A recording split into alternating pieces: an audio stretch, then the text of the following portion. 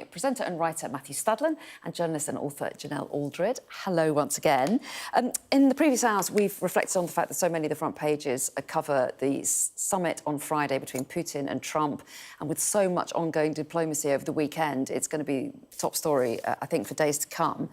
Let's revisit, shall we, the Sunday Times we're going to look at this hour. Now, their headline, Putin demands land for peace, and it's a line that's emerged after the summit, but a number of the papers have picked up on this suggestion that President Putin is saying, I want the Donbass, I want this bit of Ukraine, and then I will stop fighting. And so this is going to, as you say, lead the story for the next few days when Zelensky then goes into the Oval Office with Donald Trump to do part two of this peace summit, are we calling it? He will do part two of that and they will take that conversation on further. But it is very interesting that basically it sounds like, although there's been many air miles flown and many words said, we're back in the same place we were.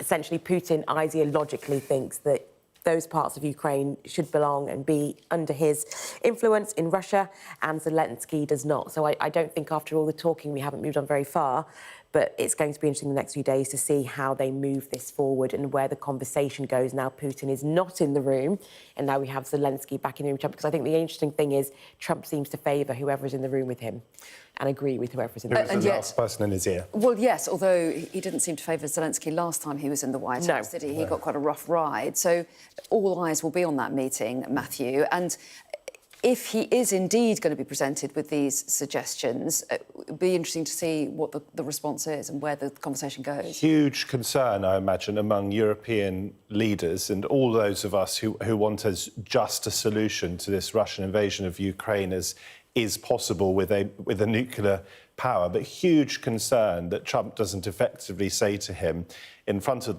the eyes of the world, here's your peace, take it or leave it.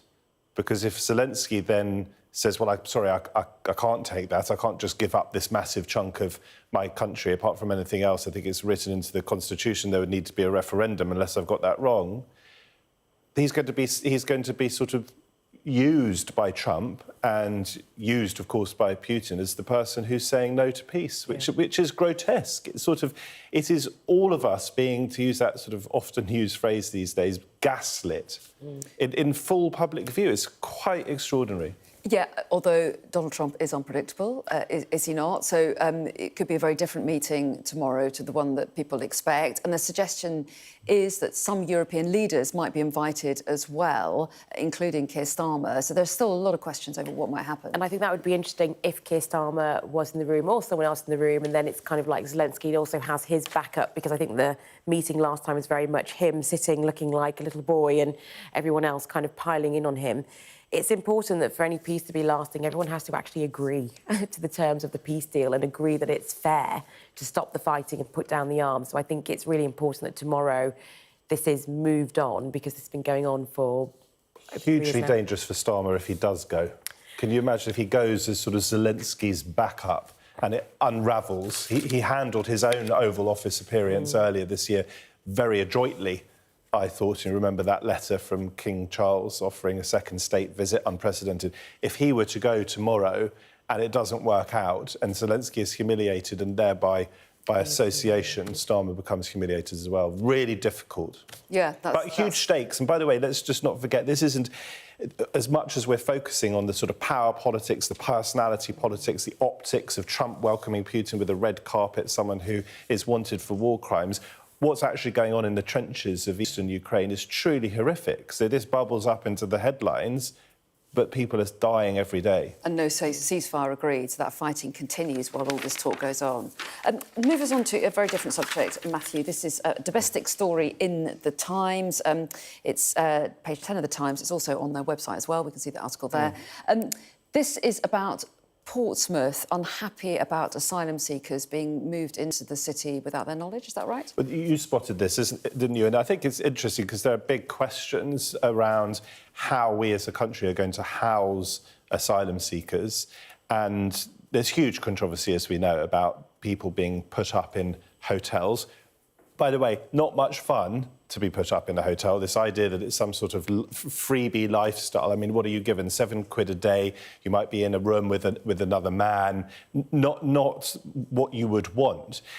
But this is a question question how you move on from that. And Portsmouth City Council is upset, it seems, because asylum seekers are being housed in houses of multiple occupancy, HMOs, apparently without their knowledge. So the Lib Dem-led council is saying we've made it clear that the process of the Home Office has in place are not adequate, and they should be formally notifying a senior officer. Is that reasonable, Janelle? I mean, should the council know? They say it's a strain on resources potentially, possibly also can cause some unrest locally as well. They would rather be kept informed. Does that seem like a reasonable And I think request? that does really seem reasonable, because as a council, if you're going out and saying to the people who live in your area, we're not doing this in this area, we know we don't have any more space, this is not happening, and then it turns out that actually it is happening in your area. So after you have gone and said to the public, we're not doing this here, it makes you look as if you're not telling the truth or something underhand is going on. And I think in scenarios like this, where there's a lot of heat around the topic, what people don't want to feel like is blindsided and as if people are not telling the truth, because that's what brings in the conspiracy and they're staying in a hotel and it's more fun than it looks. I think you need to be really open-handed with what you're doing, how you're doing it and why you're doing it that way.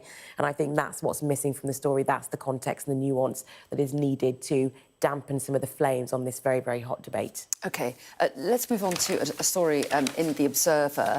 The headline is "Behind Closed Doors, Lords decide their interests need less scrutiny." Yeah, so let's go into another thing of maybe not so open-handed.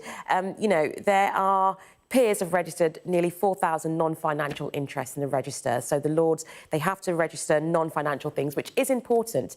And the reason being was kind of done with a consultation, mainly behind closed doors, to say, actually, it's too onerous, we have to put too many things on there. And since April, that has not been happening. So is this things like gifts, you mean? So not... An organisation, or if you have an interest or maybe something that's non-financial, I don't think it's going to go down very well with the public, though, is it? Because this is an unelected chamber for a start. One, it's unelected, and two, being a peer, having that against your name, being a lord, being a dame, yes, there are other interests that people have in getting you to be on their side, to do something for them, why people like journalists in their corner. They're hoping for something potentially favourable. There's not always nefarious, it's not always bad, but it is a badge of honour to be a peer. So even if you're not getting money for it in a straight payment terms, you may be getting other things and perks and financial favours. And actually, yes, as they say, they're not paid a lot of money to sit in the House of Lords, which is true. But the other financial rewards in the background that can come off the back of the prestige of your position, I think it's very important that these things are registered. I'm going to whiz, because there's been a story on the list that we haven't got to each hour, and I really want to get to it about seagulls. But very quickly before that, talk us through, very quickly, a story. I've got Labour Front. I don't know what paper that is. So this is the Star. Thank you. Yeah. Oh, we're going straight on to that. OK, let's just do it. Oh, sorry. I thought I was going to try and fit in the story about low-traffic neighbourhoods. Oh, it's actually on the front of the Telegraph. No, well, it's a story about more 20-mile-an-hour roads in neighbourhoods, which I'm sure some people will be very, very pleased about, thinking safety, and some people will say we don't need any more slow roads in our cities, and it's been tagged as a war on motorists. So I would just say, as a Londoner, when I first saw the 20-mile-an-hour speed limits come in, I thought, this is outrageous. Was I consulted on this? Why would we go so slowly? Now, after this is bedded in for a few years, I think I can't believe we were going at 30 miles an hour before, and particularly with the surge in delivery bikes and mopeds, it would be extraordinarily dangerous if there weren't 20-mile-an-hour speed limits. So I'm a convert. I do drive, and I am absolutely convinced this is the right way forward. The other issue is pollution as well, isn't it? Isn't that one of the pollution is one of the things. But 20 miles an hour, I get it for safety. I have been on my driver speed awareness course. I understand. But the thing that I've always found interesting, going to somewhere like the States, there's not much to look at there at the moment, but where they have school zones, they have flashing lights when the school zones are open, children are crossing, and when there's more chance you need to go at 20, and they turn those flashing lights off when not. I would like something a bit more sensible that is, yes, go slower when it's peak times and people are using the 30 is too much in London, in my experience, now with the change in habits. Use your brakes properly. I said quickly, this is going to be the biggest area of contention all morning, is low traffic zones, but we will have to move on because we have to get to the seagulls. Seagulls, drunk seagulls, right? Oh, they're drunk, are they? Aware of the lager-lout gulls. So people have been described as sort of lager-louts themselves, leaving their lager undrunk, lying around. And of course, what do these gulls do? I've been dive bombed, by the way. Yes, I have. in Devon. They're lethal. And they've stolen chips from my hands.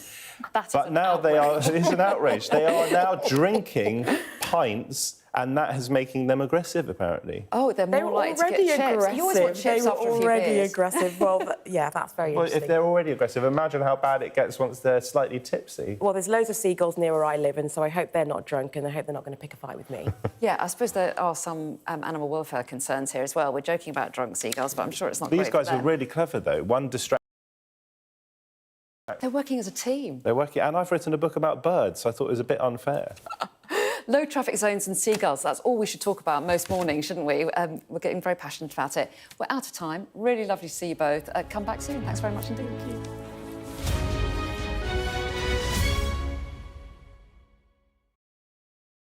I'm David Blevins, and I'm Sky's senior Ireland correspondent.